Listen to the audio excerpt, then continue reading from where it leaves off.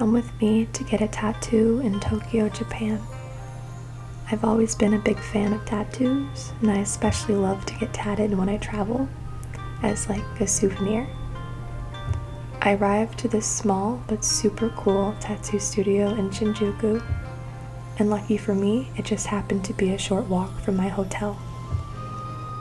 Japanese tattoos have a fascinating history that goes back thousands of years. Ancient records from Japan tells us that tattoos were once a way to show spiritual and cultural symbols. They often represented protection, devotion, or social status, and you could even find tattoos on certain warriors as part of their identity. But during the Edo period, from the 1600s to the 1800s, tattooing really developed into an art form here in Japan. This is when we started seeing the beautiful large-scale designs that are still associated with traditional Japanese tattoos today.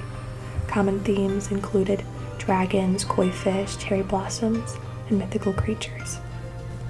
But there's a twist. Around the same time, tattoos became associated with criminals and outcasts.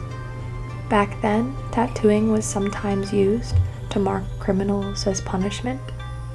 Later, the Yakuza, Japan's organized crime groups, adopted tattoos, making them a visible symbol of loyalty and courage.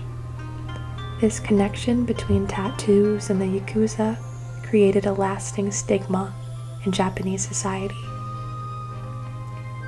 Fast forward to modern Japan, and tattoos are still a bit controversial. Although younger generations are more accepting, tattoos are still seen as taboo in certain places like gyms and bathhouses. But times are changing, especially in big cities like Tokyo, where younger people see tattoos as a form of self-expression and art, rather than something scary or off-limits. I really wanted something a bit more traditionally themed and representative of my time here in Japan, so I worked with the artist to design this dragon. We gave him a fierce face with his mouth wide open for my protection. And better yet, it's also currently the year of the dragon.